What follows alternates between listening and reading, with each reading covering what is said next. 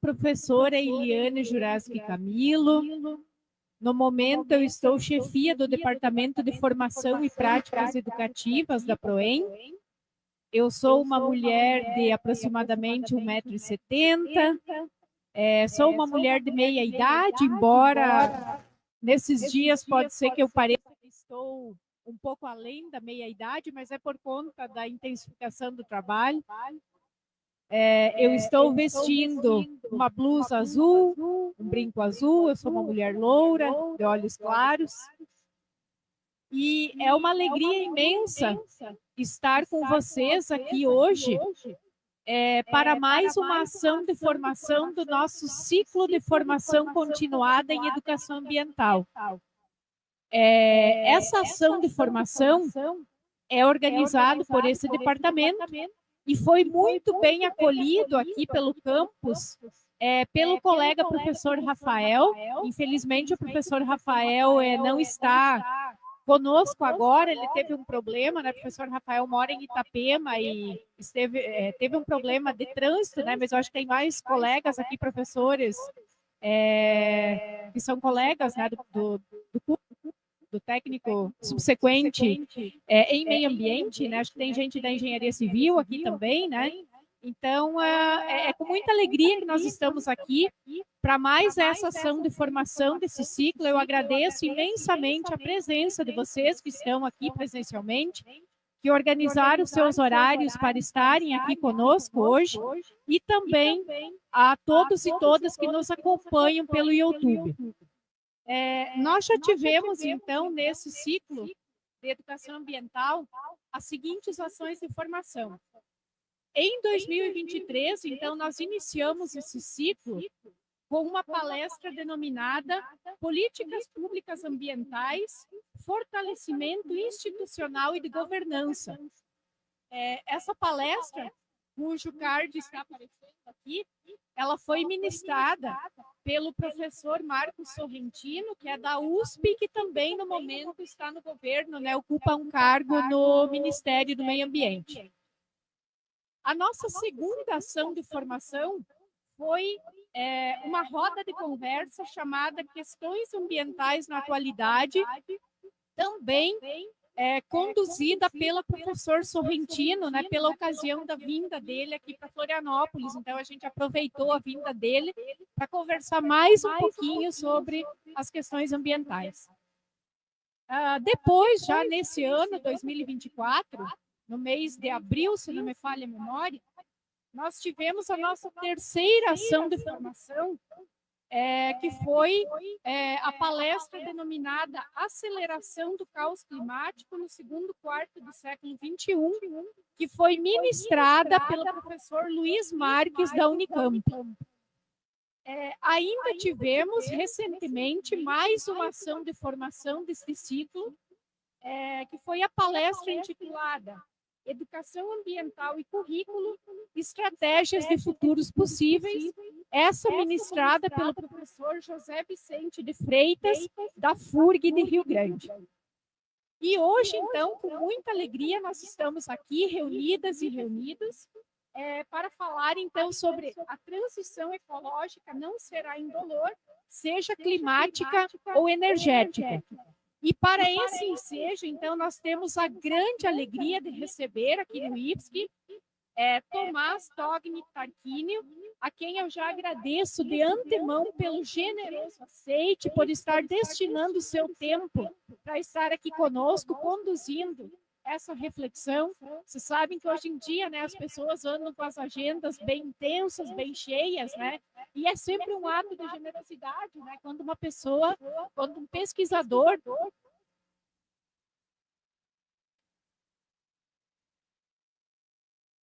aqui presencialmente, ele que é mineiro, né, mas está aqui presencialmente conosco hoje. Tomás Togni Tarquínio é formado em Antropologia e Prospectiva Ambiental na França. Desde 1977, trabalhou em diversas instituições francesas e europeias pioneiras sobre energia, ecologia política, meio ambiente, decrescimento e colapso da sociedade termoambiental. Foi secretário do governo do Amapá por ocasião da execução do pioneiro Projeto de Desenvolvimento Sustentável do Amapá, PDSA. Trabalhou no MMA e no Senado, e trabalhou também em alguns países da América Latina e da Europa.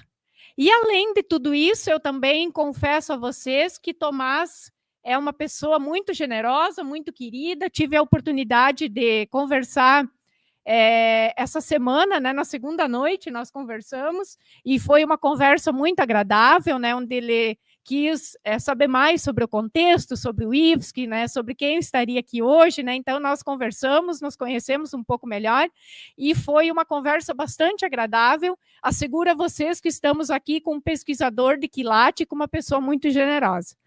Então, muito obrigada por ter aceito o convite, por estar aqui conosco hoje. Obrigada a todos e todas. Obrigada àqueles que trabalharam e trabalham para que esse momento seja possível. Ao Jefferson, nosso colega do Departamento de Formação, nosso técnico em audiovisual, que faz as transmissões, né? Sem ele, sem o trabalho do Jefferson, esse momento não poderia chegar mais longe, os nossos 22 campos, né? Ao colega Rogers também, que fez a bela arte desse evento, e a todos e todas, né, aos colegas aqui do campus que aceitaram essa parceria, né, o professor Rafael, que está nos acompanhando pelo YouTube, e os colegas que estão aqui presentes e que aceitaram com tanta generosidade essa parceria. Agradeço a todos e todas e passo a palavra para o professor, para que ele possa, então, fazer as suas considerações e que nós possamos conversar um pouquinho e refletir acerca dessas questões tão candentes. Eu sempre lembro da Sônia Guajajara, né, quando ela diz que nenhuma preocupação hoje em dia é mais candente, é mais importante do que a preocupação com a Mãe Terra, né? Então, concordando com ela, a gente está aqui para conversar e para refletir acerca de educação ambiental, acerca da atualidade aqui das questões ambientais. Professor, seja bem-vindo ao IFSC e a palavra é sua. Alô, estão ouvindo bem? Tá bem. Eu agradeço a oportunidade que a professora Elaine Jurassic Camilo me deu de falar para os alunos do Instituto Federal, tanto mais que, como ela me informou, vocês estão fazendo uma formação no campo da ecologia e meio ambiente, como técnicos, e que eu acho bastante importante, inclusive, eu gosto muito de falar com o pessoal mais jovem, primeiro porque vocês vão ter uma tarefa enorme daqui para frente, coisa que eu não imaginava quando eu tinha praticamente a idade de vocês, quando eu comecei. Eu achei que a questão seria muito mais facilmente resolvida, que nós seríamos capazes de promover um desenvolvimento social e econômico e, ao mesmo tempo, desacoplar esse desenvolvimento socioeconômico do impacto ecológico, basicamente do uso de matérias-primas e de energia. Ora, depois desse tempo todo, quase 50 anos, isso não ocorreu, nem irá ocorrer. Não é? O objeto da minha palestra, eu vou tratar de um aspecto da crise ecológica que eu prefiro chamar de desregulação ecológica, porque crise supõe um estado passageiro e que nós voltaremos ao status quo ante, coisa que não é verdade. O que está acontecendo hoje não vai voltar a ser o que foi anteriormente. E esse aspecto que eu vou tratar da desregulação ecológica é o papel da energia, particularmente na desregulação climática, sendo que a desregulação ecológica ela não é só apenas climática. Ela tem outras vertentes.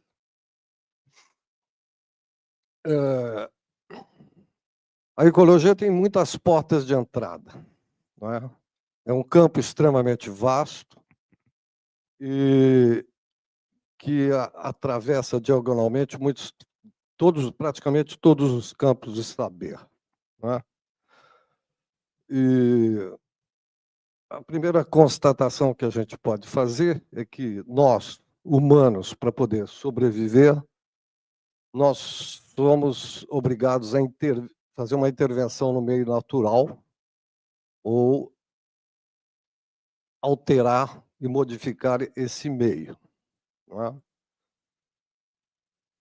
As nossas intervenções, das nossas atividades, das nossas ações, elas, o primeiro, por favor, não, o primeiro, o 1, tem que voltar bastante. É o número 1, esse. Os componentes da ecosfera ou do sistema Terra. Quer dizer que as nossas intervenções elas vão alterar o sistema Terra, e é o que está acontecendo. Não há nenhum dos 4 componentes está sendo poupado das nossas atividades de produção e consumo de bens e serviços dessa nossa sociedade termoindustrial. O mais candente, como exatamente o termo é muito apropriado, hoje é o problema da atmosfera, quer dizer que nós estamos degradando a atmosfera através, essencialmente, dos gases de efeito estufa, particularmente o CO2, como nós todos sabemos. Essas atividades também estão degradando a litosfera, tanto através da mineração, como da degradação dos solos, como a expansão das cidades, das infraestruturas, etc. Ela também está degradando a hidrosfera, não é? Aumento do nível do mar, as calotas polares e as geleiras das montanhas estão se liquidificando, quer dizer, a hidrosfera, tanto a sólida quanto a líquida, quanto a gasosa, está sendo alterada. Nível do mar aumentando, acidificação, aumento da temperatura, etc. E, por último, ela está atingindo o que é o mais importante, que é a biosfera. A biosfera é onde há vida, como o nome indica. E ela é uma estreita película em volta da superfície da Terra, praticamente, aonde a vida prospera. Ela não prospera em altura, nem muita profundidade. Se a Terra fosse uma laranja, não seria nem a casca, seria o verniz que envolve o planeta Terra. É ali que a vida prospera. E é o que nos diferencia dos demais planetas, porque até agora nós só descobrimos vida por aqui. Quer dizer, isso é um privilégio enorme, e é isso que a gente tem que salvar. Não é o planeta, não. O planeta vai continuar existindo aí, sabe-se lá quanto tempo. Podia mostrar a segunda. A Terra, o número 2. A anterior. A Terra é uma titica. Essa foto aqui, ela é tirada do Voyager número 1, a 6 bilhões de quilômetros. A gente vê aquele pontinho azul lá, pálido ponto azul, como os ingleses chamam, né? É isso aí. Ela tem 13 mil quilômetros de diâmetro, ou seja, é uma viagem de Montevidéu a Paris, e 40 mil quilômetros de perímetro. É uma titica voando no espaço. Pode passar a outra. A 3. Essa aqui é a distância da Terra à Lua. 350 mil quilômetros. Não é? Por favor, agora pode passar as figuras 4 e a 4. Então, através das nossas atividades de produção, de consumo de bens e serviços, nós estamos alterando de maneira espantosa esses 4 componentes, como eu estava dizendo. Vocês conhecem esse quadro ou não? Não? Esse quadro aqui dá um indicador, de desenvolvimento socioeconômico. Aqui é população, aqui é o PIB, investimentos estrangeiros, população urbana, consumo de água, grandes barragens, construção, consumo de adubos, consumo de energia primária. Como vocês podem constatar, desde os anos 50, que é aqui, todos esses indicadores, eles cresceram exponencialmente. É isso que se chama a grande aceleração hoje. Não é? A partir dos anos 50 é vertiginoso. Aqui é turismo internacional, telecomunicações, transporte. Bom, enfim, todos esses indicadores econômicos, socioeconômicos, aumentaram de uma maneira espantosa a partir dos anos 50. Por favor, o outro. Não deu certo aqui para me transferir aqui, por isso que eu tenho que pedir lá. Esse aqui são dados mais de caráter biológico, físico, químico. Não é? Da evolução do que eles chamam do sistema Terra. Então, aqui é a evolução do dióxido de carbono. Tá?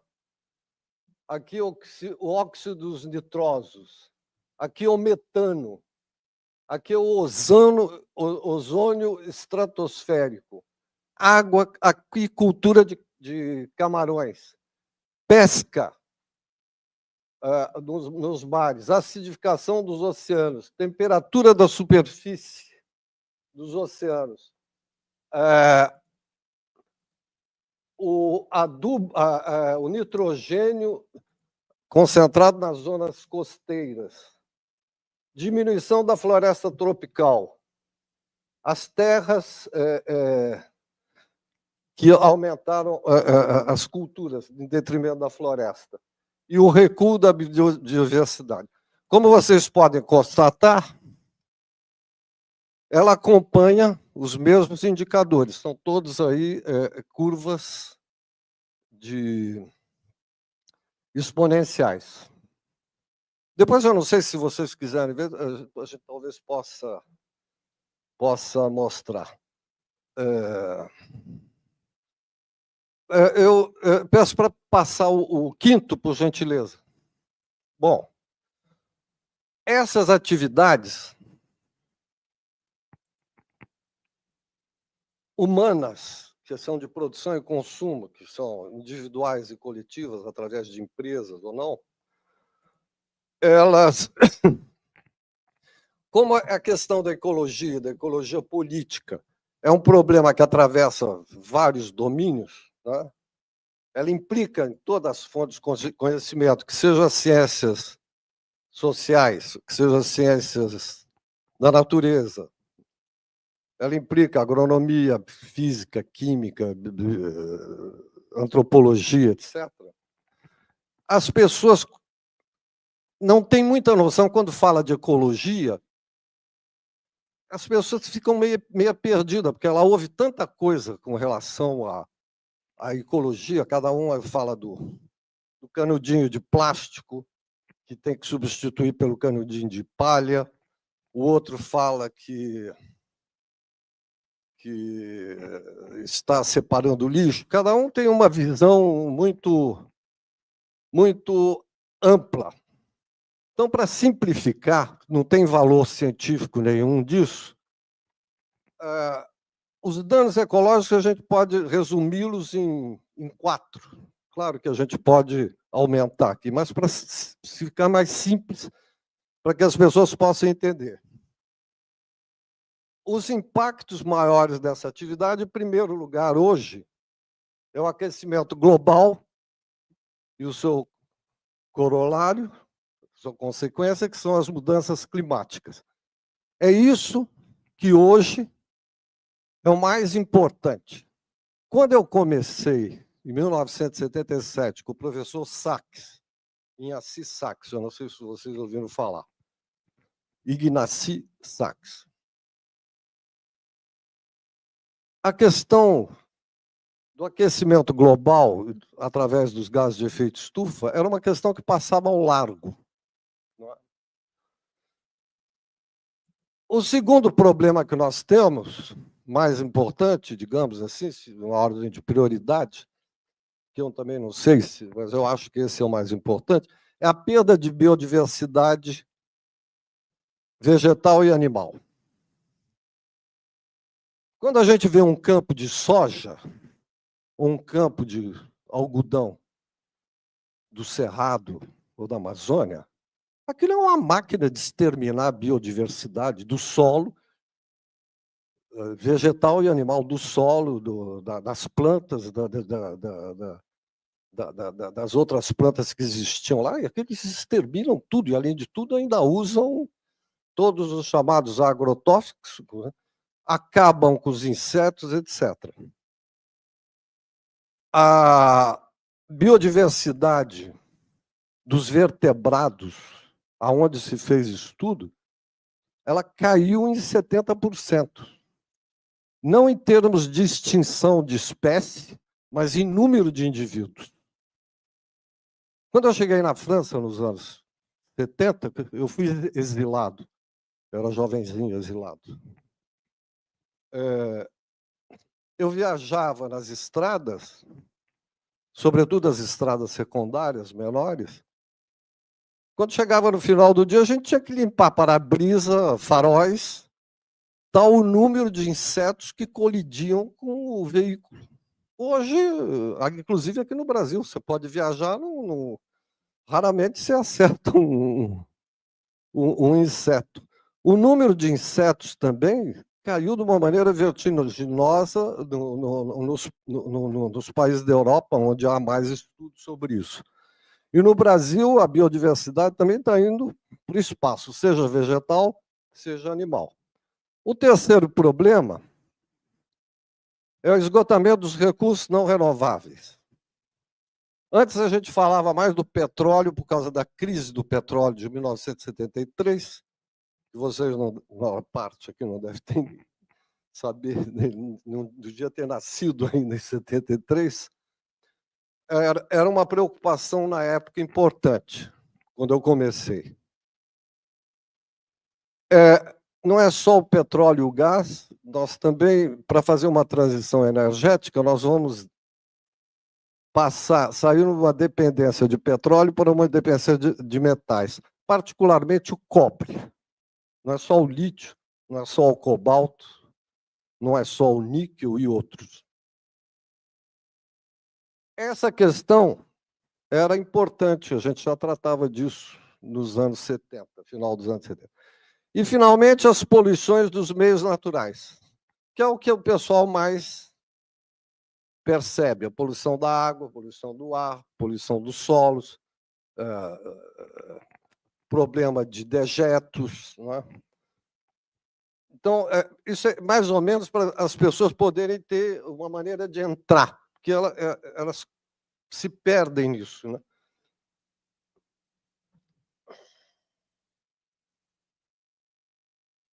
Agora eu vou passar para a questão energia, que foi o que eu mais trabalhei. O papel da energia na modernidade e na construção da sociedade termoindustrial, que é essa sociedade que uma parte da humanidade vive nela. Nós aqui todos. Né?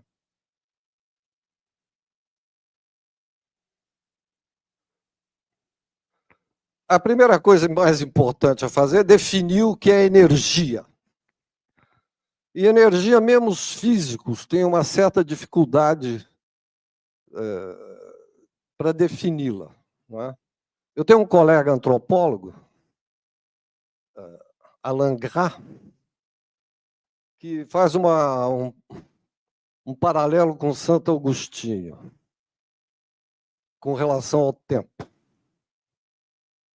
Santo Agostinho dizia que se ninguém perguntasse para ele o que era o tempo, ele sabia o que era. Mas quando perguntavam para ele o que era o tempo, ele já não sabia mais o que era. O problema da energia é mais ou menos isso, né? Nós sabemos calcular, nós sabemos medir o tempo e a energia, mas para definir fica uma coisa mais complicada, porque elas têm várias formas, né?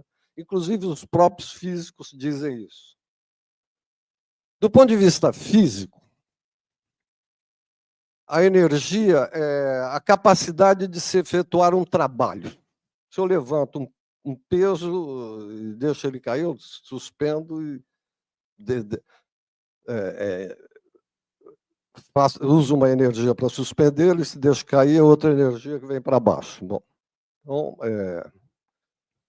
no caso do homem, a energia é a sua capacidade de ação, como ele age no meio, não é? Quanto maior a quantidade de energia que nós temos à nossa disposição, enquanto indivíduos ou enquanto sociedade, maior a quantidade de ações que nós podemos fazer sobre o mundo. Agora, no que nos interessa, sobre a questão ecológica, a energia é uma grandeza física que tem a propriedade de alterar o estado de um sistema, qualquer que ele seja. Não é? Se você imprime mais ou menos energia em um veículo, ele vai mais rápido ou vai mais devagar.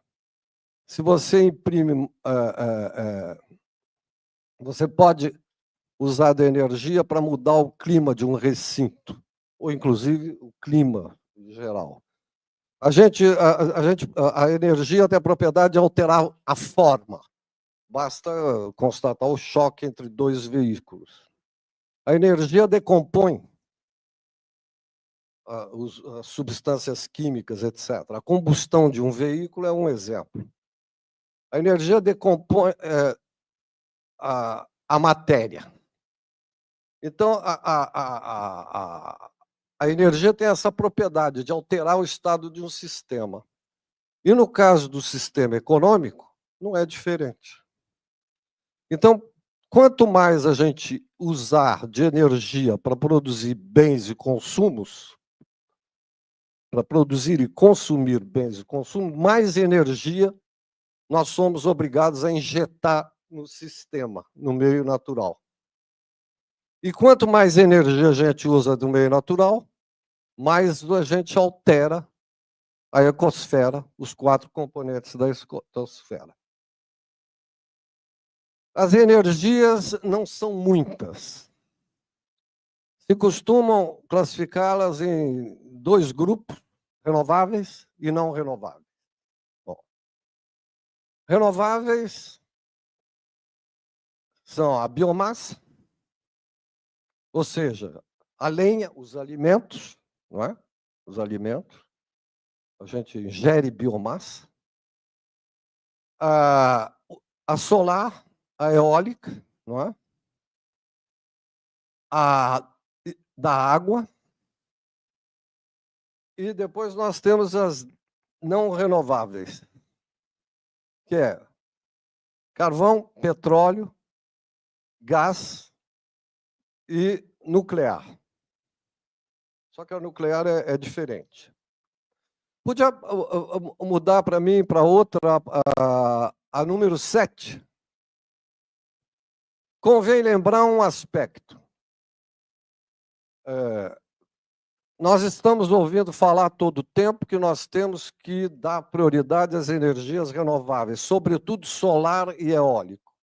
Ora, nós não podemos nos esquecer que desde que os primeiros hominídeos, há 700 mil anos atrás, nossos antepassados, nossos parentes antigos, desde que eles domesticaram o fogo, até o dia que um cidadão chamado James Watt, esse que está na conta de luz de vocês todos aqui, de nós todos, no mundo inteiro, e a medida de energia é watt, é uma delas, porque esse senhor inventou um conversor de energia que é a máquina a vapor. Durante esse período todo, a sociedade viveu sob o predomínio das energias renováveis. Não tinha outra. Então, durante a maior parte da existência de nós aqui, hominídeos e humanos, nós sempre dependemos, fomos tributários das energias renováveis, essas que eu citei.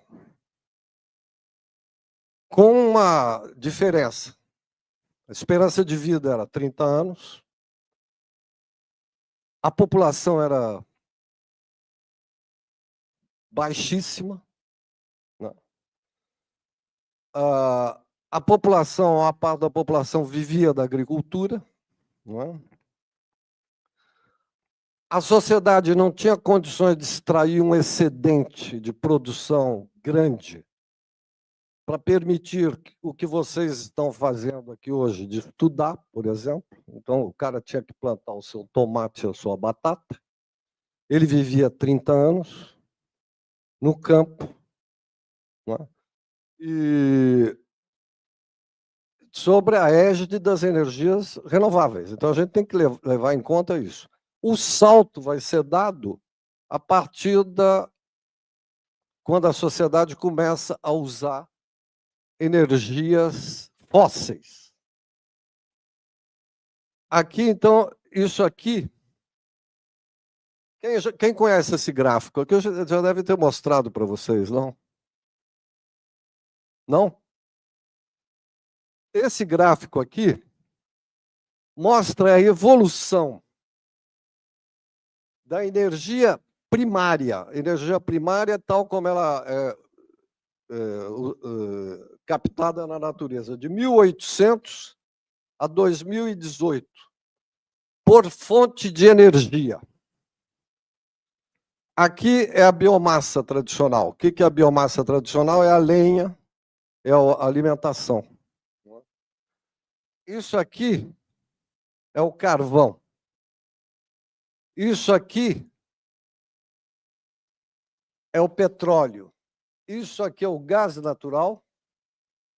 Esse aqui é o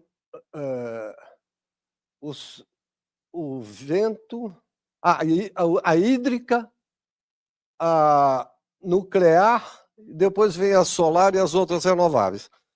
Isso é o consumo total de energia do planeta, de energia primária, não é energia final, não, energia primária. Eu não vou explicar que é energia final, depois, mais tarde, vocês aprendem. Então, aqui ela está sendo colocada em terawatt-hora. Tá? Como vocês podem constatar, daqui até aqui são energias fósseis. Ou seja, entre 80% a 90% de todas as energias que nós consumimos no planeta são fósseis. Ou seja, carvão, ou seja, petróleo e gás natural. Entre 80% e 90% eu faço essa nuance, porque depende da maneira como se calcula também. E uma boa parte da energia não comercial, às vezes é computada, porque tem várias fontes para levantar isso. Energia não comercial é aquela lenha, porque 3 bilhões de humanos no planeta, se que aquecem, cozinham com lenha. Eles vão catar, vão recolher no mato, etc. Eles não vivem numa sociedade termoindustrial como nós. É quase 3 bilhões de indivíduos. Então, às vezes, eles incluem essa energia, às vezes não.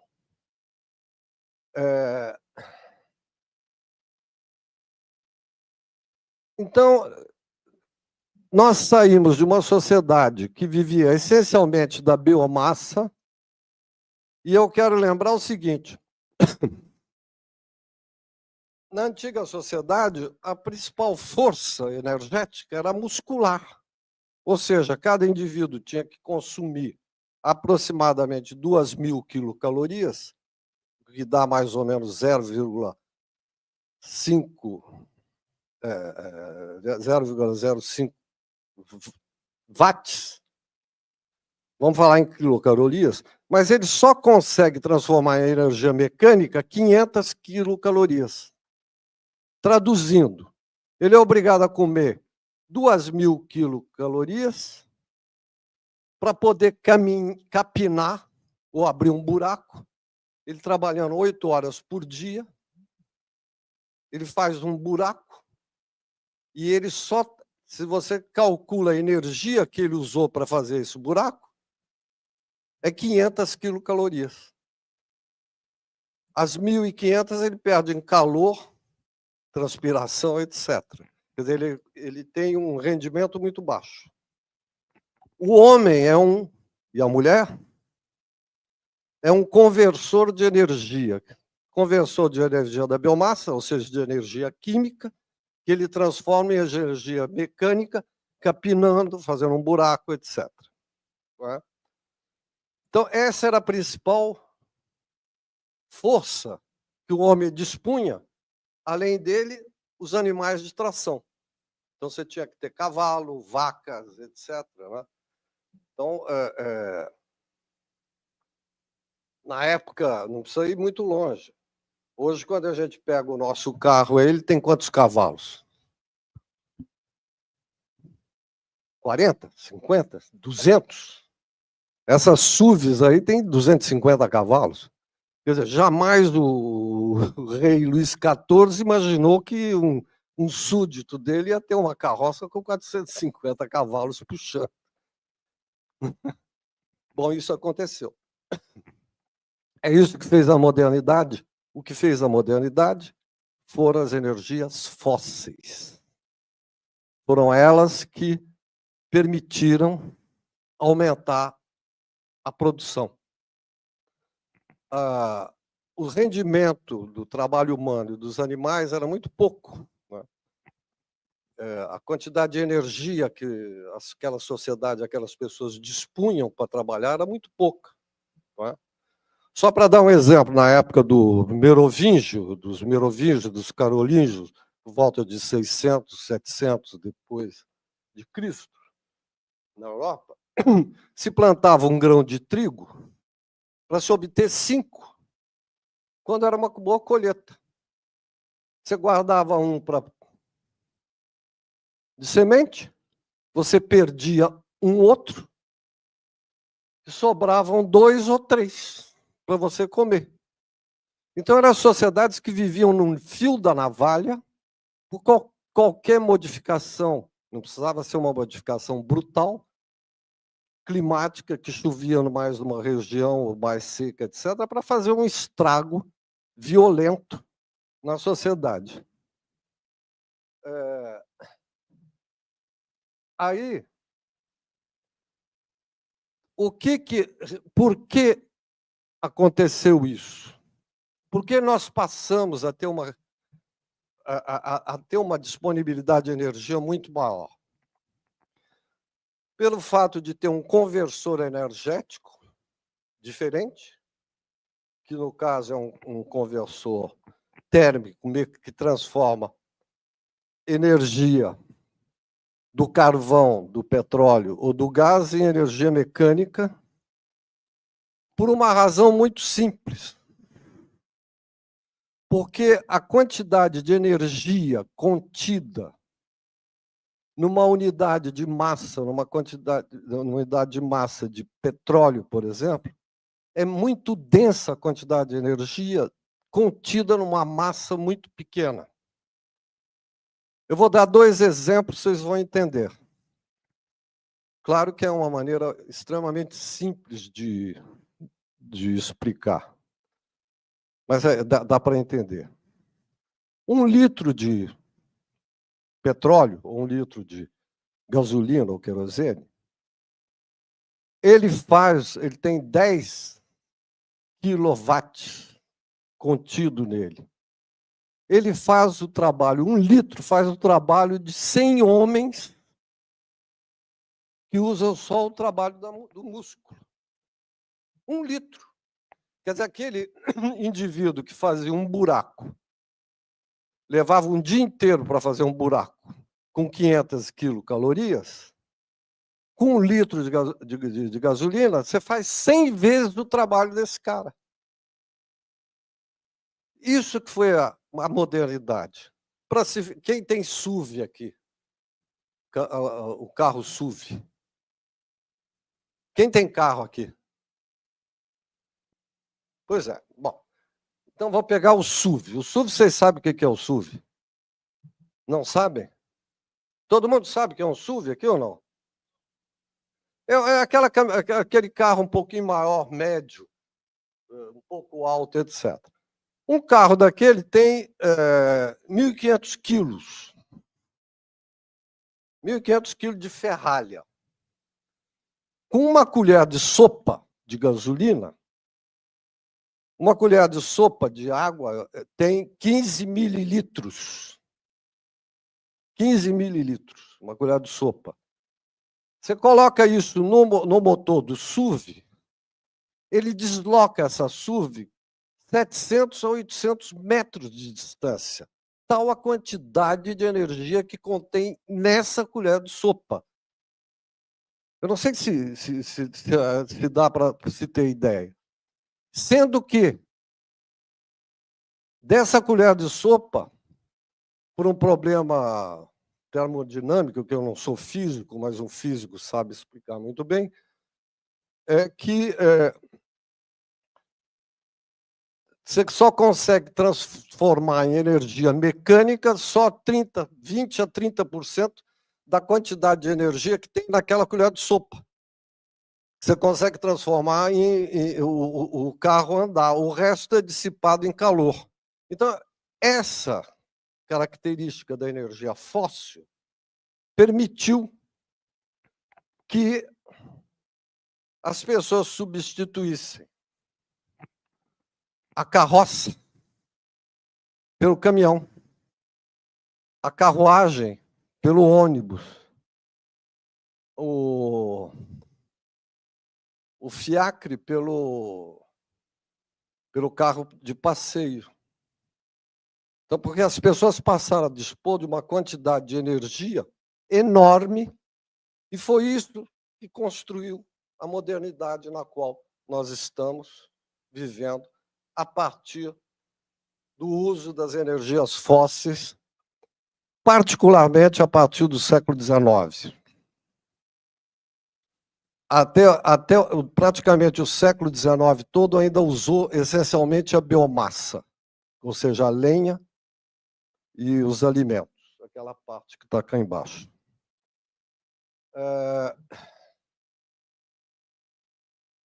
Não havia energia elétrica.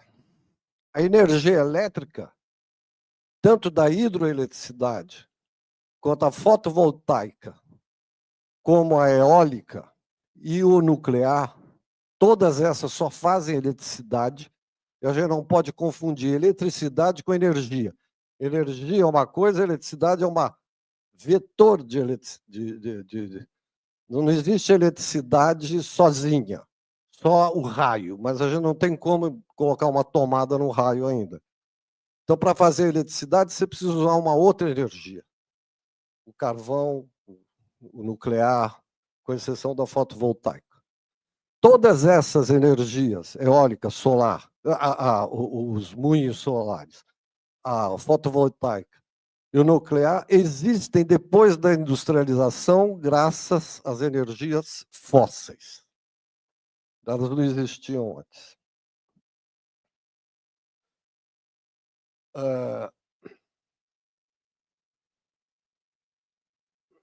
Aqui.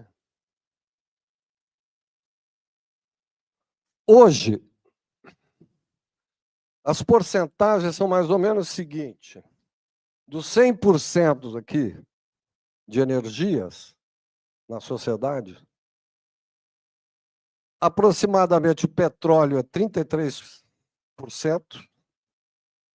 o carvão 27% e o gás 4% do total de energia primária que a gente usa. A hidroeletricidade é da faixa de 5%, o nuclear é da faixa de 4%, a biomassa cá embaixo 6, 7%, e as novas energias renováveis, que cada vez que falam em transição energética, eles nos mostram uma eólica girando ou um campo de painéis solares, né? Isso aí está hoje na faixa de 1,5% a 2% do total de energias que nós consumimos hoje. Podia mudar, por gentileza, para outra?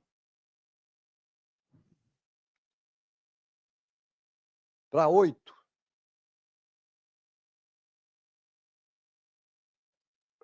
Não, a anterior. Essa. Esse quadro é o mesmo do anterior. Quando se fala em transição energética, o que nós temos, o preto aqui, são as energias fósseis, as 3 energias fósseis, ou seja, o carvão, o gás e o petróleo. É isso que nós temos que substituir. Fazer a transição é substituir isso aqui.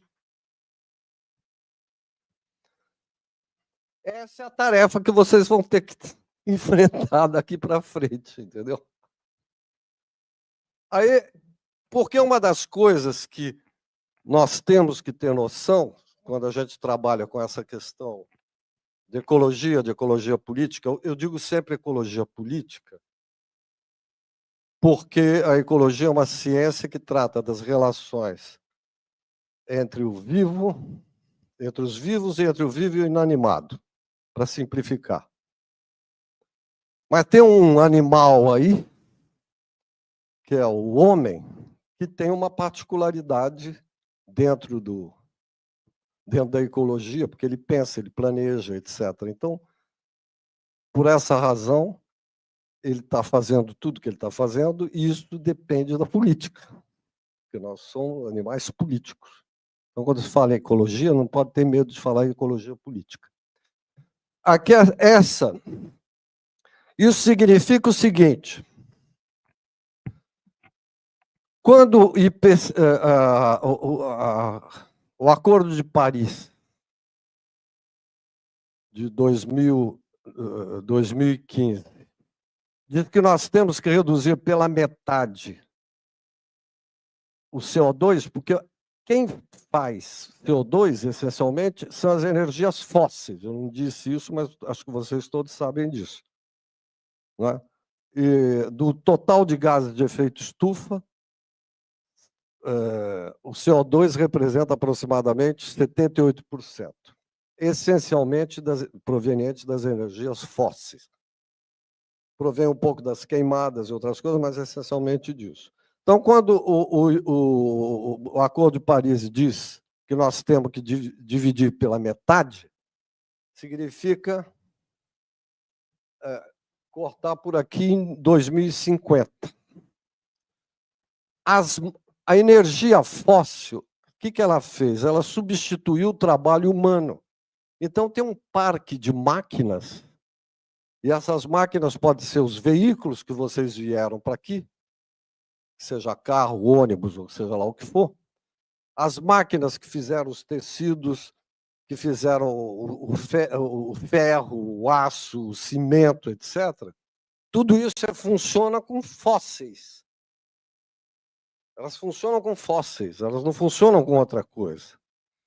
Então, diminuir o CO2 significa retração nesse parque de... Não é econômico o problema, não, é físico-químico. Se você diminui a quantidade de combustível para essas máquinas, elas vão produzir menos. Então, você vai ter uma retração da produção que existe hoje. Nós nunca produzimos tanto como atualmente, que seja bem, serviços, porcaria, o que vocês quiserem, nós nunca produzimos tanto. Para vocês terem uma ideia aqui, a gente tem que ter noção quantitativa, porque quando falam em diminuir isso, estão achando que vão fazer no estalar de dedos e vamos substituir tudo por eletricidade, quando a maior parte dos processos produtivos não usam eletricidade. Você não faz cimento com eletricidade, você pode até fazer, mas é extremamente ineficiente. Você não faz aço com eletricidade, pode até fazer. Né? Você pode fazer, mas você vai fazer em escala pequena, etc. Só para vocês terem uma ideia, o carvão, aqueles 27% do total da energia, o que nós consumimos anualmente corresponde a 8 bilhões de toneladas de carvão por ano. Essencialmente para fazer uma coisa, eletricidade. 65% a 70% da eletricidade no mundo é feita com carvão e com gás. Não é com água, não é com solar, não é com nuclear, é com carvão e gás. Petróleo é essencialmente usado para transporte. 95% do que foi transportado, vocês vieram aqui, para cá, transportado por petróleo. Essa jaqueta minha aqui, chegou à minha mão, por petróleo. Esse telefone aqui tem 40 metais aqui dentro. Cada metal desse foi extraído de um lugar, refinado em outro, usinado em outro, dado forma em outro, enviado para a China. Tudo isso é petróleo. 95% do que é transportado no mundo é petróleo.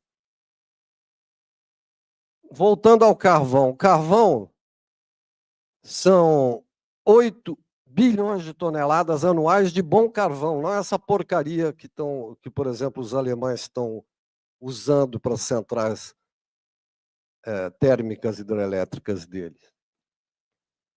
São 1.700 pirâmides do Egito, daquela de Gizé. É o que se consome por ano. Por ano. De carvão. A maior parte para fazer eletricidade e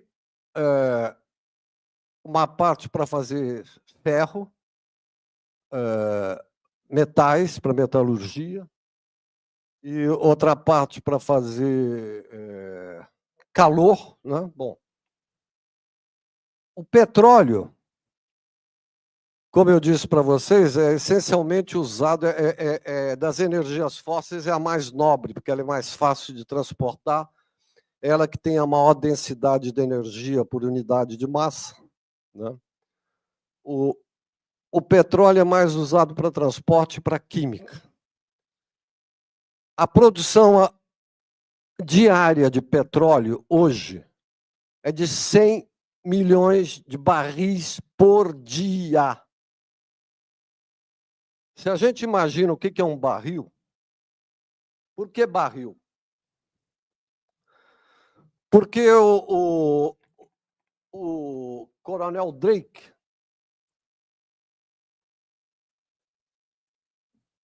que começou a explorar o petróleo mais de forma moderna no final do século XIX, acho que volta de 1870, por aí,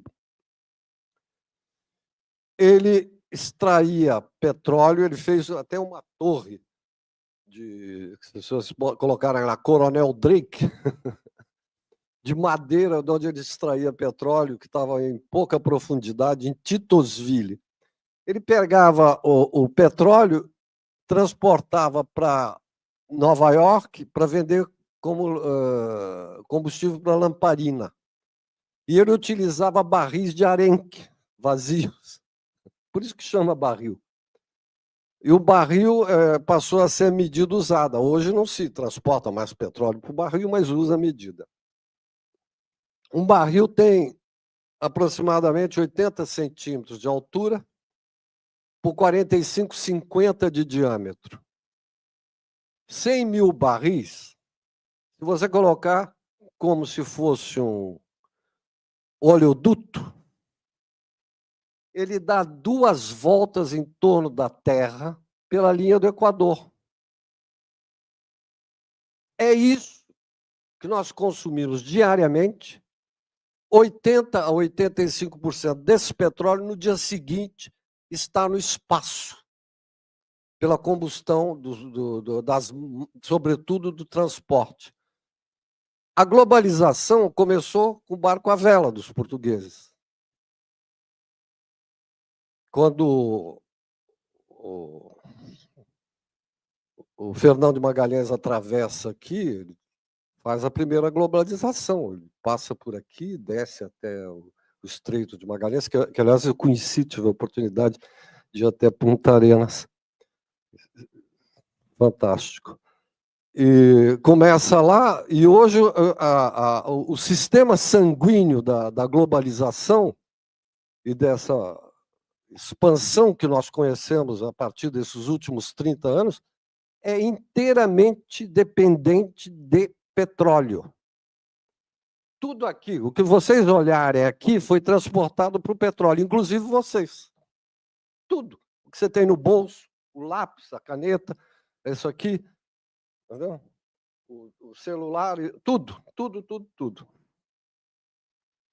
Agora, para substituir, é um negócio complicado, porque tanto o carvão quanto o petróleo, quanto o gás, eles têm aplicações diferentes e não são facilmente substituíveis. Não é? Bom, o carvão é mais para fazer eletricidade e calor. Se usa também na metalurgia, etc. O gás é usado para eletricidade, para calor e para química, e o petróleo para transporte. Agora, podia passar o seguinte, por gentileza, o 8º. É esse. Isso aqui é bastante interessante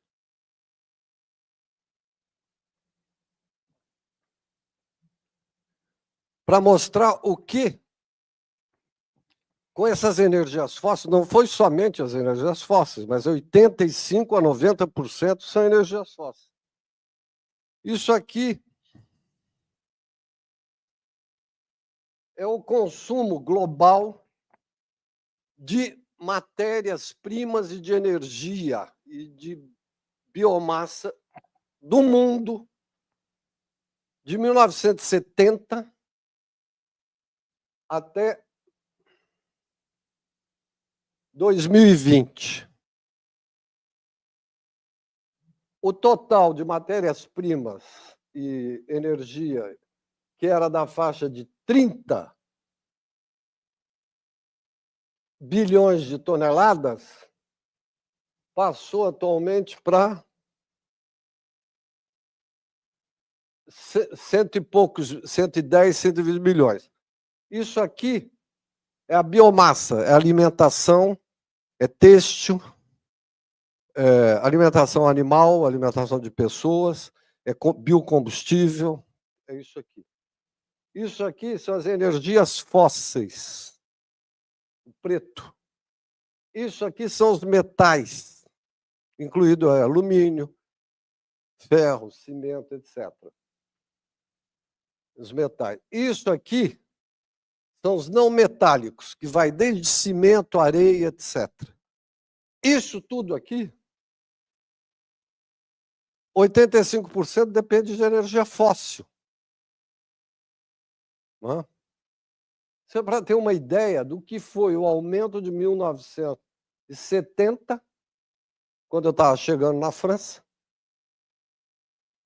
para aqui. Em Poços de Caldas, quando eu era pequeno, porque eu sou mineiro de Poços de Caldas, na minha casa, fogão era lenha. Comprava lenha, não tinha bujão de gás. A eletricidade, raramente você conseguia um fogão elétrico. Então as pessoas tinham aquele fogão assim, vocês devem conhecer, né? Era a lenha.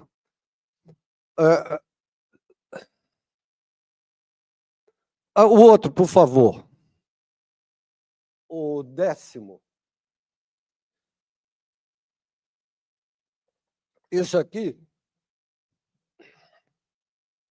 A modernidade, a maneira como nós vivemos, depende desses três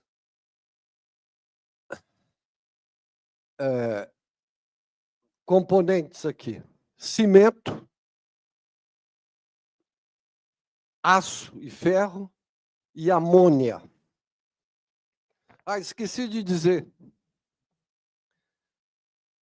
100 milhões de barris de petróleo são 2 litros para cada habitante do planeta. Tá? Os 8 bilhões, 100 bilhões de barris por dia de petróleo, são 2 litros de petróleo por habitante por ano. Ninguém aqui, a maior parte das pessoas, não toma 2 litros de água potável por dia. A maior parte da população do mundo. Bom, o cimento, ele está na faixa de 4,5 bilhões de toneladas. É a produção anual de cimento. Dá 600 quilos para cada cidadão do planeta. Para fazer cimento, você tem que fazer com gás ou com carvão. Com um agravante. Porque você emite CO2 usando combustível fóssil e você emite CO2 decompondo o calcário. Quem faz química aqui? Ninguém? Você faz química? Como é que é? É CA2O3, né? Aí decompõe, solta CO2 e fica a cal, né? CaO. Hã? Não chegou essa hora. Bom, como é que nós vamos substituir isso?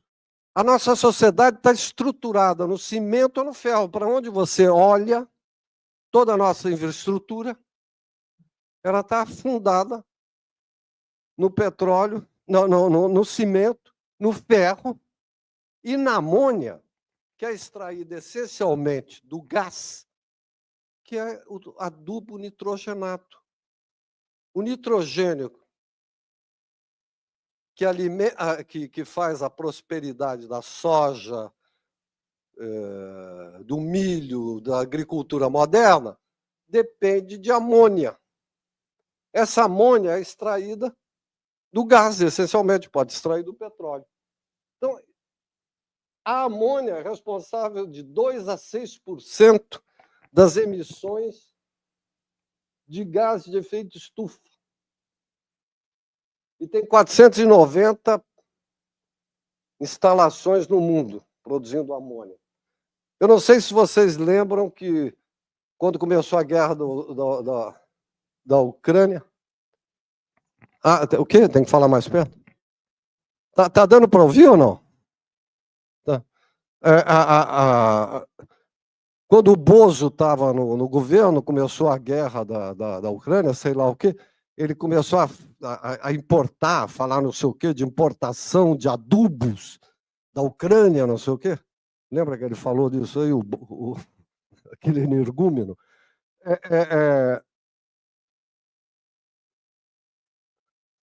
Isso aqui veio do gás. Nós não produzimos o suficiente de amônia. O aço e os metais mais ou menos 7% do CO2 das emissões mundiais, e tem 1.100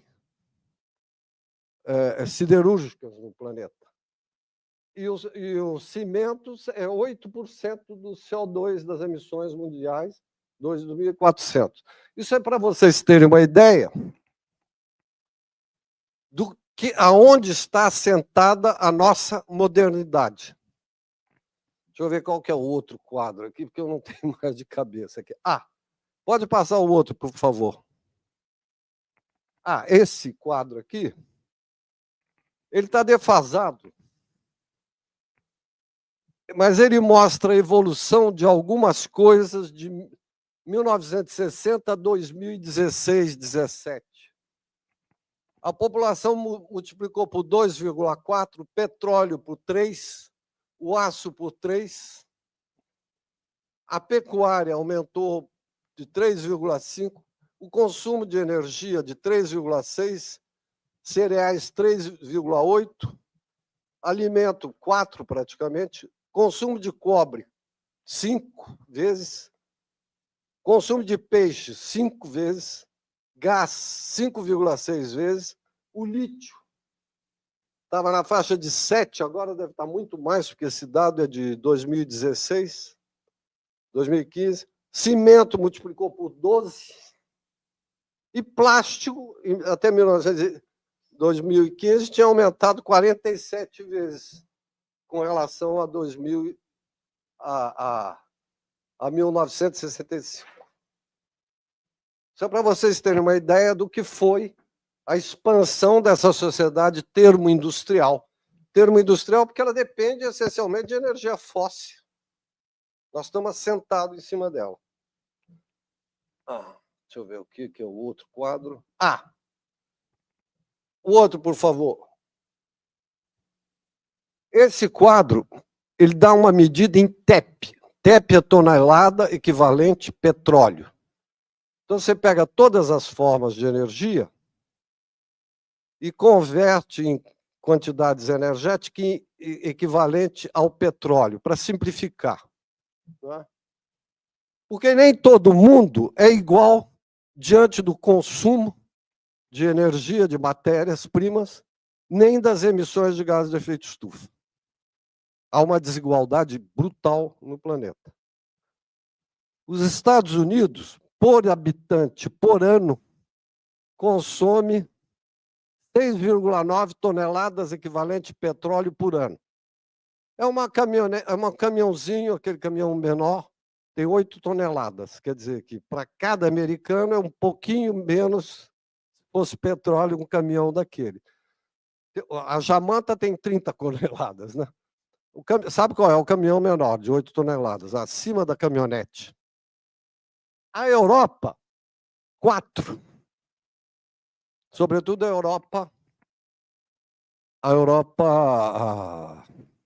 União Europeia. Ora, você não pode dizer que o nível da população americana é melhor que o nível europeu. Não é. Não é. O nível europeu é superior porque tem vantagens com relação à escola, com a saúde, etc. Não há um desnível tão grande com os americanos.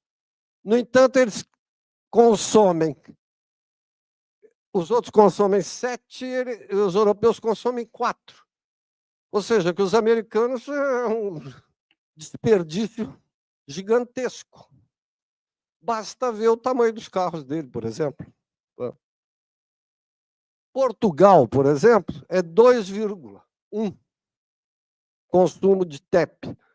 E eu posso assegurar a vocês que hoje em Portugal, eu trabalhei em Portugal, o nível de vida da população portuguesa é melhor que o nível médio dos americanos. Em Portugal não está aquele monte de precários que tem nos Estados Unidos, e com aquela diferença, aquela desigualdade enorme. A França é 3,7, a China 2,2 TEP, tonelada equivalente de petróleo. A média mundial é 1,9, 2. O Brasil está 1,7. O Haiti 0,4. Senegal 0,3. E o Bangladesh 2,25. Por que eu coloquei o Bangladesh? Porque o consumo deles com relação ao americano é ridículo. E com a elevação do nível do mar, o Bangladesh é uma planície, eles vão pagar a mula roubada. Eles consomem quase nada, são pouco responsáveis pelo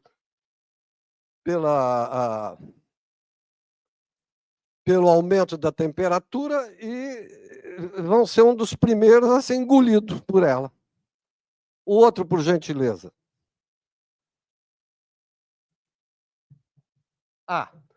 Esse quadro é interessante pelo seguinte, isso aqui são as emissões mundiais de gás de efeito estufa, essencialmente, a maior parte, em 75%, 78% vem do petróleo, não, das energias fósseis, o resto vem de outras coisas. Isso aqui é o seguinte, emissões de gás de efeito estufa de origem antrópica, por setor de atividade econômica, em porcentagem. Esses dois aqui, 20% e 7% das emissões mundiais de gás de efeito estufa, provém de centrais elétricas que produzem, centrais térmicas que produzem eletricidade por carvão e por gás. Tá? Então, quando se fala que a gente tem que fazer a transição energética e transformar a energia fóssil e energia solar e eólica, isso aqui já dá uma dimensão do problema. O número de centrais elétricas a carvão são 2.200 gigawatts. São 2.200 gigawatts. Eu estou dando esse número, mas para ficar mais claro, se a gente for substituir só por centrais nucleares de tamanho normal, uma central nuclear é mais ou menos 1 gigawatt. Nós teríamos que, para substituir isso que está aqui, só de carvão, estou falando, não é? Os 20%. Nós teríamos que construir 2.000 centrais nucleares de 1 gigawatt. No mundo hoje, tem 450 funcionando. E nós não temos nem capacidade de engenharia e de meios para poder fazer 2.000 centrais nucleares para substituir o carvão. Quer dizer, esse é um desafio terrível. E isso não se diz. As pessoas, quando falam da questão de transição energética, redução do CO2, eles estão falando, essencialmente, das emissões de CO2, mas não dizem de onde ela vem, que tipo de processo produtivo, de onde ela vem, como é que é feito. Eles não têm noção. Não é? 6% aqui é o cimento. 11% das emissões de gás de efeito estufa é do setor industrial. Esse 5% aqui é residência, para aquecimento, para cozinhar com gás, para aquecimento no inverno. 14% é transporte das emissões de gás de efeito estufa, sendo que 95% do que é transportado no mundo, que seja bens e serviços, é petróleo. Desses 14%,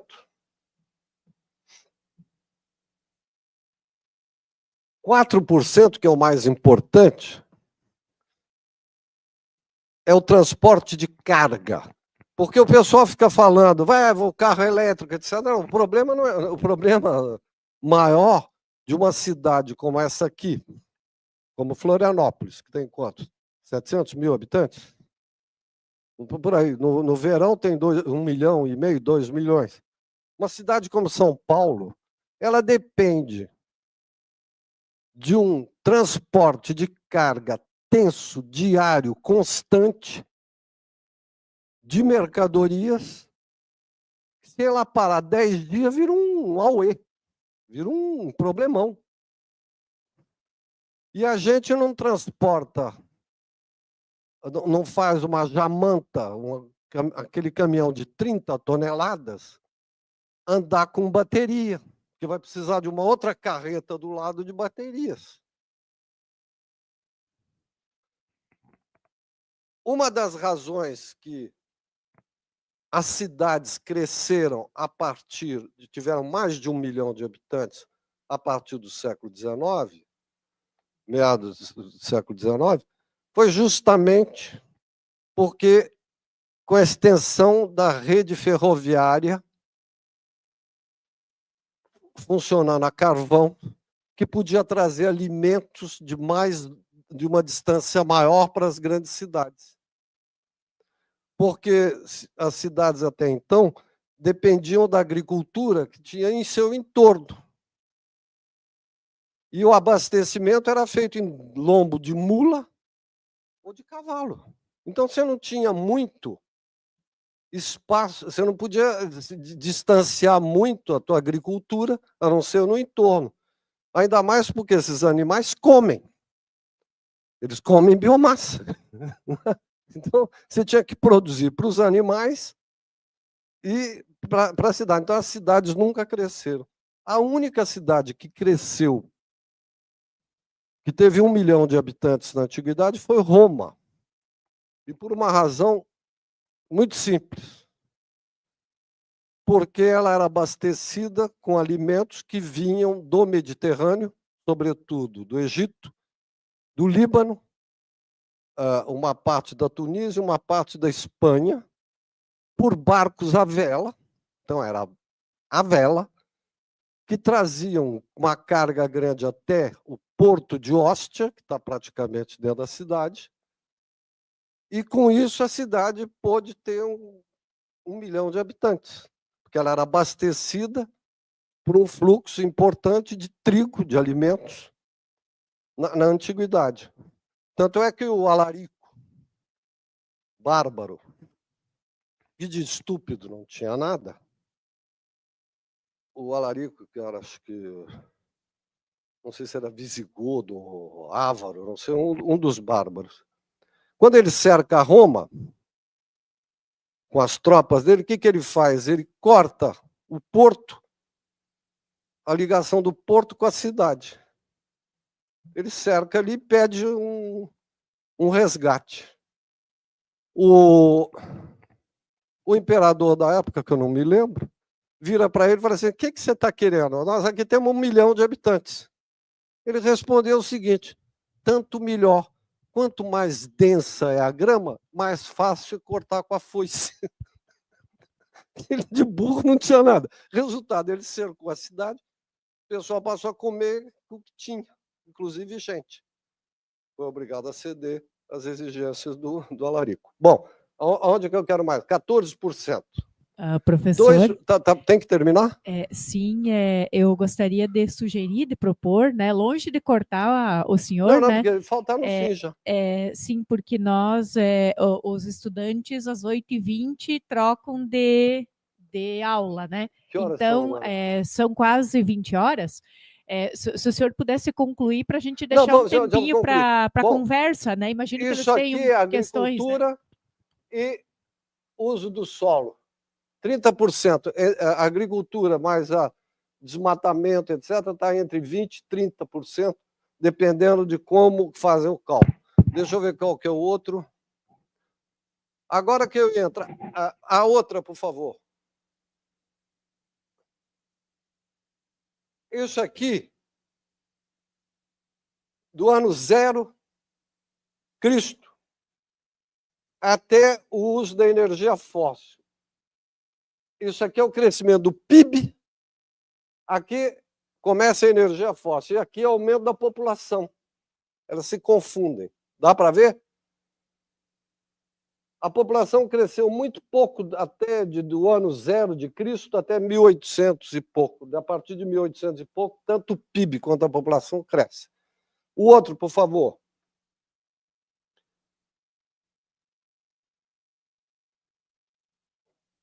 Isso aqui é a quantidade, a concentração de CO2 na atmosfera. De 800 mil anos atrás até agora. Até o começo da Revolução Industrial, ela ficava entre a quantidade entre 280 a 300. E 800 mil anos ficou assim. A partir de 1850, virou isto. Nós estamos em 420 partes por milhão de CO2 na atmosfera. Ela oscilou entre 180 a 280, 300. Partes por milhão significa moléculas. Sobre 1 milhão de moléculas, você tem hoje 420 de CO2. É pouquíssimo, mas já faz essa alteração. Por favor, a outra. Isso aqui... eu esqueço. Isso aqui é a mesma coisa, mas mostrando numa escala maior. O aumento da quantidade de CO2 na atmosfera. A outra, por favor.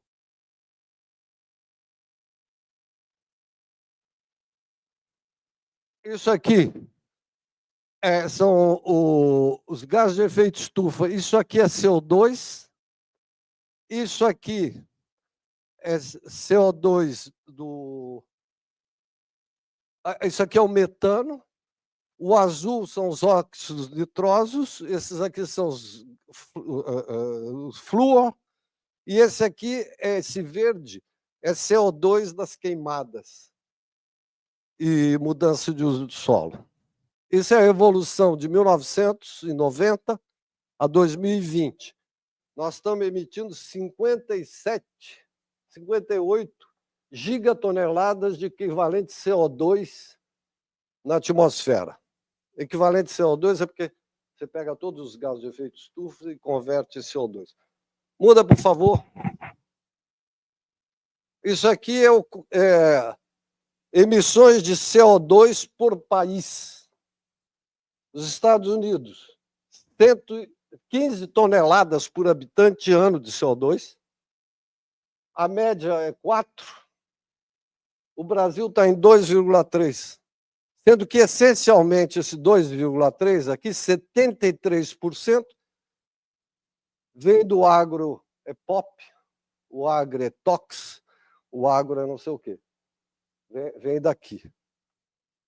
Além do estrago que eles estão fazendo da biodiversidade, além do rendimento decrescente da cadeia trófica. Pode mudar. O Congo é 0,1. Para terminar,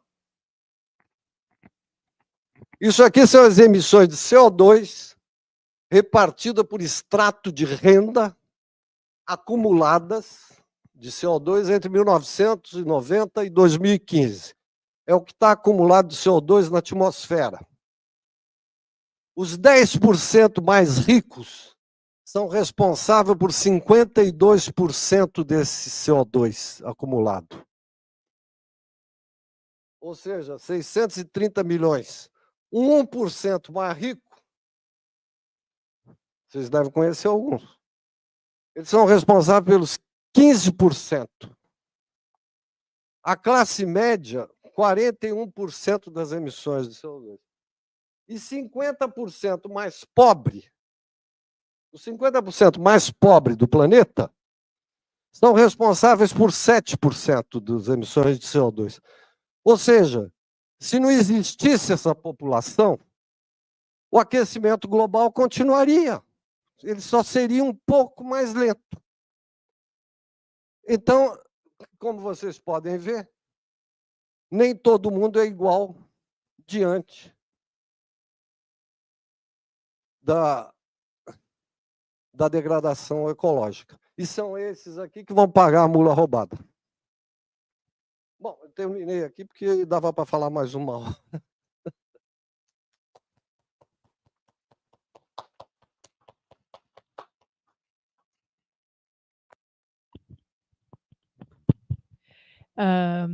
Gratidão, então, por essa por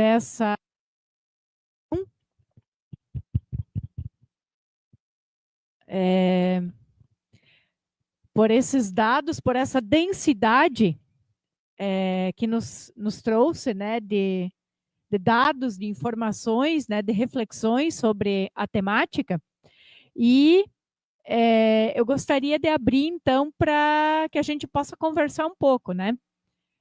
Certamente vocês devem ter questões, né? Deve ter suscitado ideias ali, né? Perguntas, questionamentos, e abro, então, a palavra para que vocês possam fazer as perguntas, né? Fazer as suas questões para o professor. Agora nós vamos trocar de microfone. Eu deixo esse para o senhor e pego o móvel para... Quem é que gostaria, então, de começar? Vocês inquietados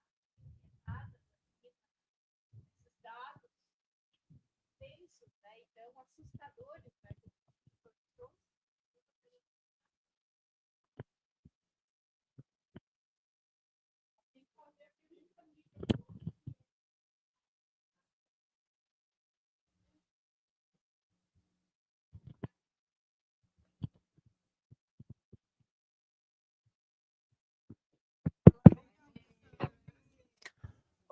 Boa noite, professor. Eu gostaria de saber a sua opinião sobre o crédito de carbono que os grandes poluidores, no caso, os mais ricos, como o senhor botou aí, eles vêm hoje em dia implementando nos países mais pobres, tipo Brasil e outros países aí, um crédito para a gente não poluir, proteger os nossos mangues, as nossas florestas, para eles poderem poluir. Eu gostaria de saber a sua opinião a respeito disso, o que vem a ser isso aí, porque na minha visão é dizer assim, ó, a gente paga para vocês proteger, para a gente continuar a poluir do jeito que as nossas indústrias. Como é que o senhor vê essa visão? É uma coisa boa para os países mais pobres, porque vai gerar mais rendas para nós, ou é uma forma de continuar os países ricos poluírem o que eles puderem fazer?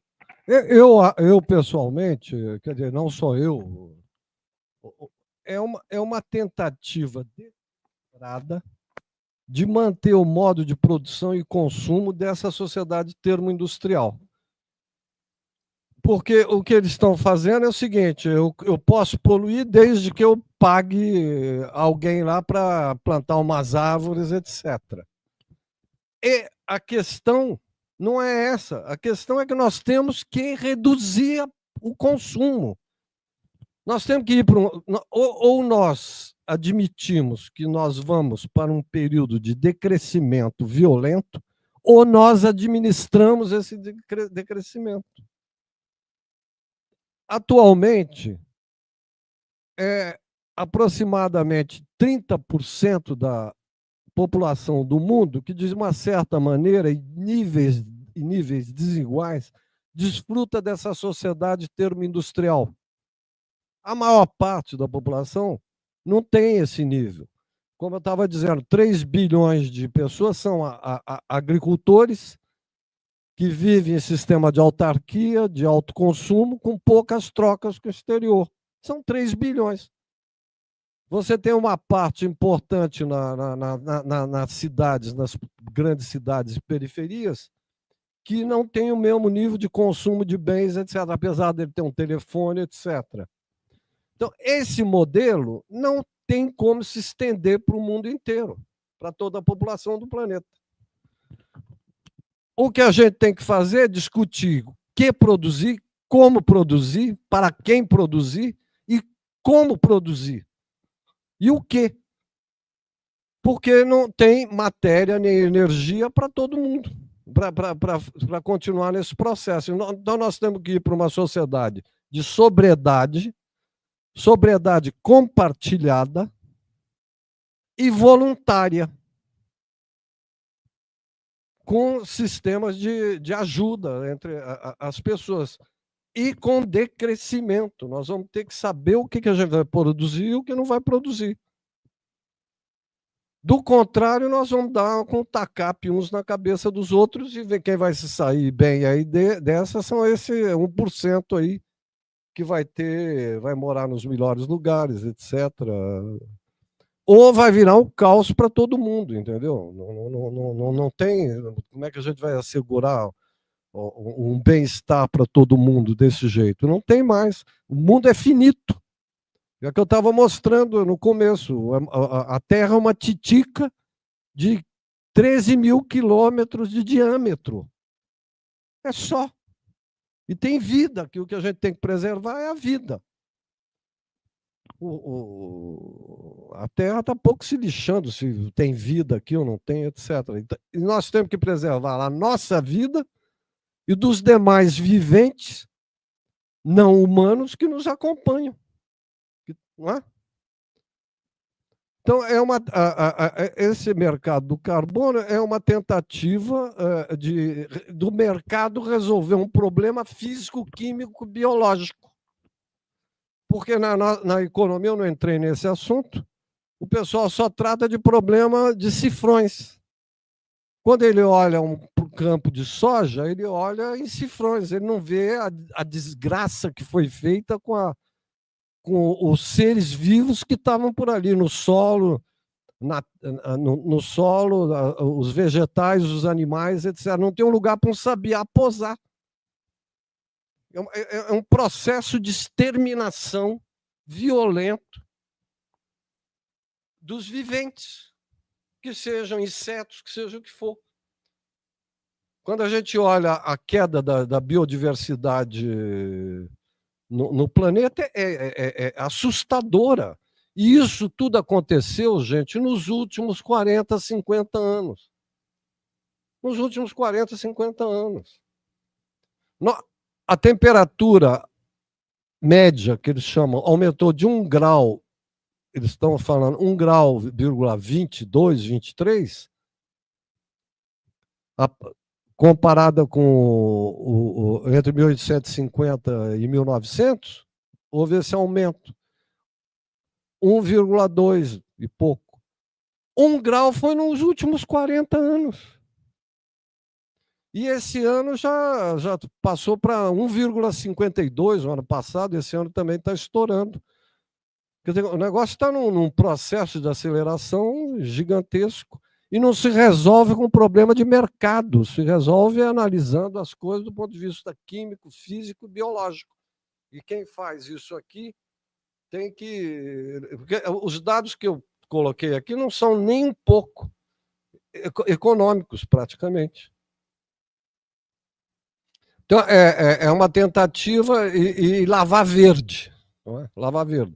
Por exemplo, como é que as pessoas podem ter noção do que está acontecendo quando você vê o programa da Globo, daquele rapaz trigueiro que faz uns programas ecológicos? Eu não estou criticando ele, não. Ele faz um programa ecológico daquele, em seguida corta, entra uma propaganda de SUV de 2 toneladas, dizendo, compra esse carro, não sei o quê, que ele tem 250 cavalos, etc. Em seguida, entra uma propaganda da JBS mandando comer carne. Entendeu? E terceiro, entra aquele negócio, o agro é pop, o agro é não sei o quê, o agro é não sei o quê. Quem é que pode entender o que está acontecendo? Quer dizer que eles estão promovendo essa tentativa desesperada de salvar esse modo de produção e consumo do qual nós estamos inseridos. Oi.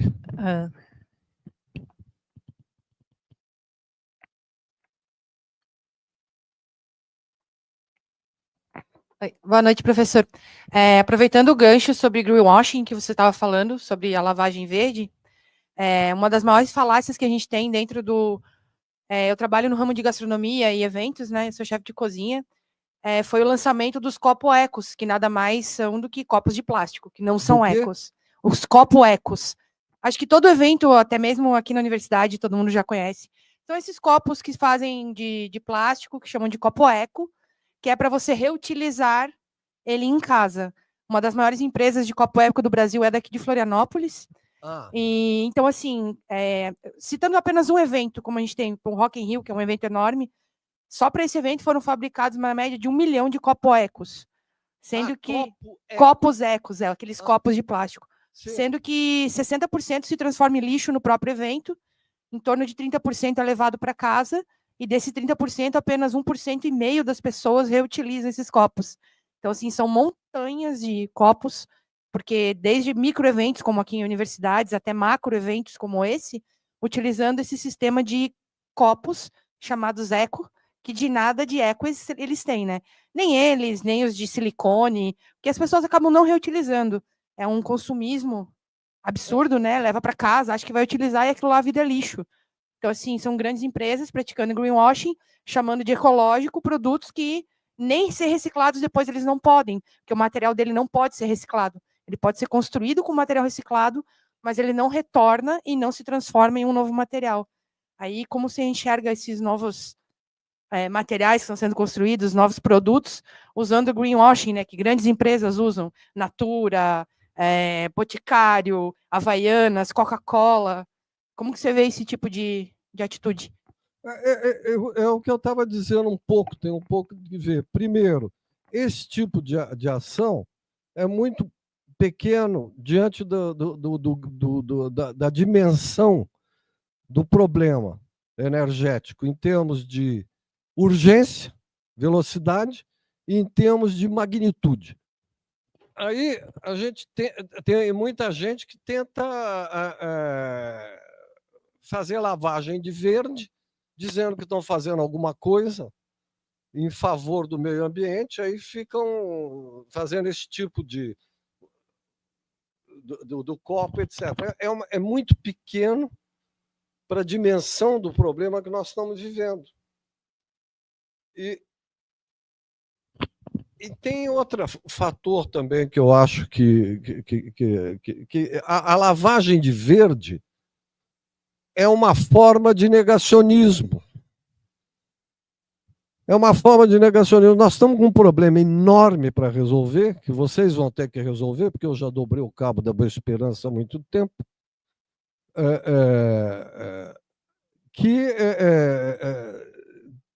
tem que entender que esse modo de produção não pode mais continuar.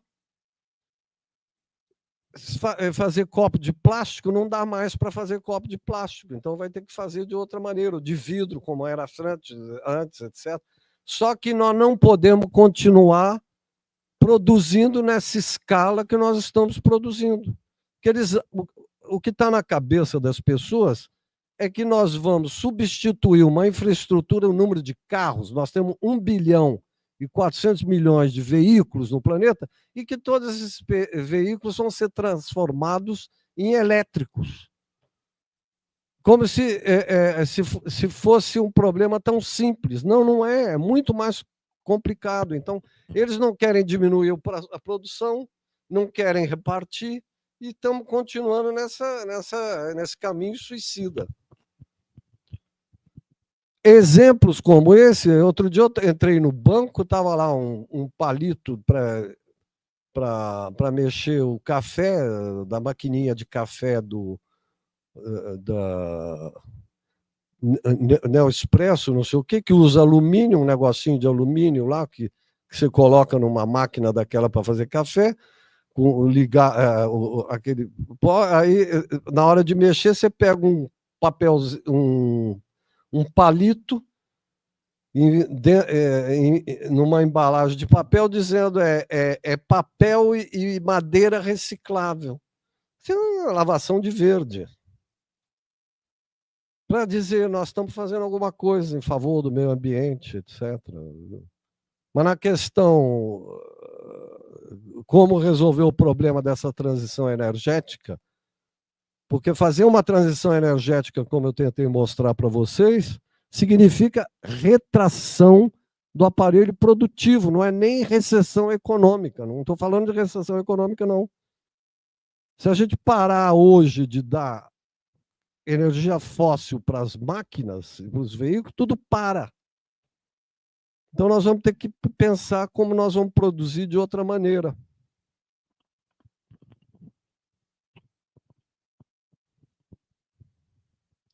Por exemplo, tem muita gente que luta contra a mineração em tal lugar. Não quero minério de ferro aqui, não sei o quê. Se essa luta não desembocar em uma consciência do que significa o consumo de ferro no mundo, o que ele emite de CO2, o cara vai para essa manifestação contra a mineração lá em Minas Gerais, por exemplo, vai de 4x4. Ele vai com uma SUV de 2 toneladas. Entendeu? Então, se ele não se dá conta do que isso significa o seguinte: eu não quero essa mineração aqui, vamos fazer onde vocês quiserem, mas aqui não, fica nisso. Que é dos problemas da luta ambiental, é a falta de objetivo. Eu estava, por exemplo, no Equador e estava tendo uma luta lá porque tinha uma árvore na cidade, num local, atrapalhando o trânsito, porque a cidade cresceu, se expandiu, né, como acontece em todo canto, e aquilo causava um engarrafamento. Aí a prefeitura resolveu tirar a árvore. Aí o pessoal cercava a árvore, pendurava na árvore, etc. Bom, tudo bem. A árvore está em extinção? Não. Qual é o balanço entre tirar essa árvore? Porque a gente, quando fala em meio ambiente e soluções, a gente tem que saber se a solução é reversível ou irreversível.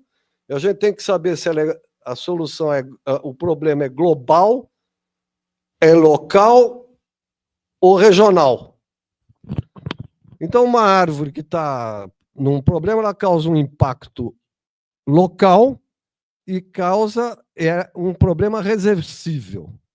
Agora, se você tem um engarrafamento de 3.000 veículos a certas horas do dia, você tem um impacto global, que é a emissão de CO2, porque o CO2 que está sendo emitido ali vai ser global, e, em segundo lugar, é irreversível.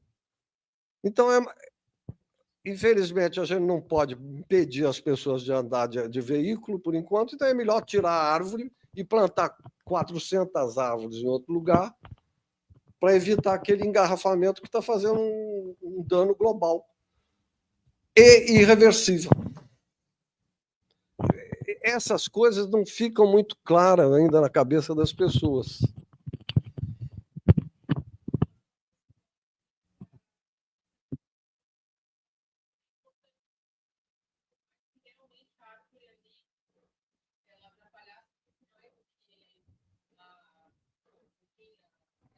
De danos ambientais, o movimento que a população fez em torno de não remover a árvore, ele também tem o seu valor, né? Acho que ele também tem que ser considerado, porque a gente precisa hoje muito de que as pessoas se mobilizem em torno de ações que sejam quaisquer para reduzir qualquer tipo de dano.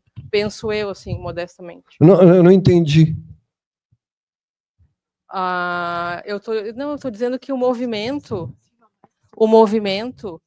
em torno de não tirar a árvore é de se valorizar, porque a gente precisa, ainda que a árvore pudesse realmente ser transplantada para outro lugar, ou ser plantada muito mais árvores em outro lugar e aquela ser removida, que, enfim, mas esse movimento é muito importante, ele deve ser considerado, porque estamos aqui no Brasil falando de uma coisa que aconteceu no Equador, né, a respeito de uma movimentação social em torno de não remover uma árvore, enquanto aqui e no Rio Grande do Sul, por exemplo, se corta árvores para construir um prédio só porque sim, né? Então, não, sim, eu sei, mas o que eu estou querendo dizer é que a gente tem que levar em consideração, quando a gente faz uma luta por alguma coisa, é saber se o dano é local, regional ou global, e se ele é reversível ou irreversível.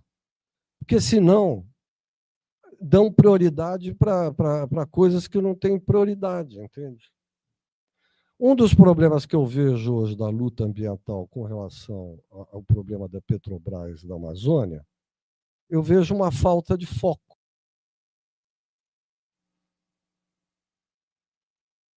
Não se deve explorar aquela margem equatorial, a meu juízo, porque nós não podemos mais emitir 1 grama de CO2 fóssil. Esse é o foco. Não é por causa de um problema na foz do rio Amazonas, que é um problema regional, é um problema global. A gente não pode explorar lá, tem que tirar uma gota de petróleo ali, por isso. E o problema do Brasil não é isso. O problema do Brasil é o agronegócio, que faz 73% dos gases de efeito estufa. Então, o que a gente tem que atacar é esse negócio. Quer dizer, nós não podemos mais continuar plantando soja, milho e pasto para gado, para exportar carne, exterminando a biodiversidade, quando a gente pode fazer um outro tipo de agricultura, diversificada, com várias espécies cultivadas numa mesma unidade de superfície, com animais, etc., um sistema agro-silvo-pastoril, que é isso que a gente tem que fazer. Outra coisa, a carne que a gente come, por que a gente tem que parar de comer carne? O que eu estou dizendo é o seguinte, a prioridade no Brasil é isso, atacar esse agronegócio. Isso aí é prioritário. Outra coisa, quando a gente exporta 1 quilo de soja, essa soja para alimentar animais, é biomassa.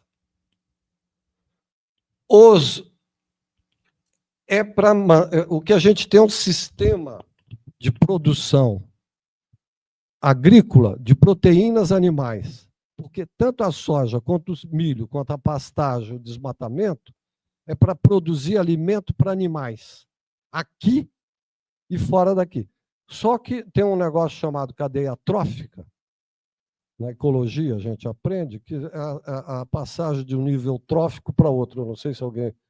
Para simplificar, uma vaca, se fosse uma máquina, seria uma máquina de transformar biomassa vegetal em biomassa animal.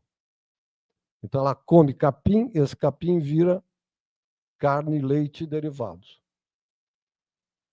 O rendimento dessa cadeia trófica, no caso dos ruminantes, é de 10%. Ou seja, você dá 10 quilos de biomassa vegetal para ele, que seja sob a forma de alface, grãos, o que for, ele só transforma em 1 quilo de carne, leite e derivados. Os 90% vira estrume e calor. Ora, esses animais, a gente produz grãos para dar de comer para animais que são herbívoros, que estão virando granívoros, com essa queda. Então, a gente exporta soja para bovinos, você exporta 10 quilos de soja, que vão só se transformar em 1 quilo de carne, leite e derivados em matéria seca. Estou falando biomassa vegetal em matéria seca e biomassa animal em matéria seca. Então, é um sistema completamente maluco. Quando fala que há fome no mundo, 2/3 dos grãos que são produzidos no planeta são para alimentar animais, com rendimento, grãos, não é capim, não. Grão que podia ser dado para as pessoas. Então, por isso que esse agronegócio é um negócio absolutamente delirante, isso tem que acabar. Não tem mais que ser complacente com isso. Nós, então, precisamos encerrar, né, em função do horário de vocês, né, que vocês têm outro bloco de aulas daqui a pouco mais, né, nós já passamos do nosso horário. Então, cabe agradecer mais uma vez, professor, quer fazer a parte? Não, eu tenho um canal no YouTube, tenho o LinkedIn, tenho o Facebook, que eu publico algumas coisinhas lá. É só colocar meu nome inteiro. Eu coloco meu nome inteiro, porque se eu colocar um nome ou outro, sai tudo errado. Aí, pelo menos, tem possibilidade de um deles sair certo. Que eu não chamo João da Silva, mas você também, né? O que a gente recebe de nome errado. Tá bem. Então, agradecemos, né? Espero que tenha sido um pouco mais... Essas ideias que eu estou dizendo é um debate que está muito candente, já que falamos de aquecimento global, está muito candente hoje na Europa. Obrigado. Obrigada a todos.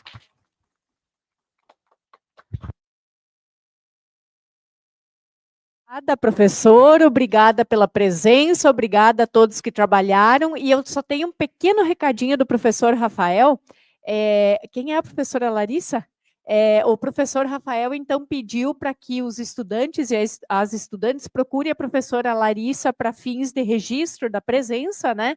E também, se alguém precisa de declaração de participação, depois vocês me passam, né, essas informações para que eu possa providenciar a declaração, tá certo?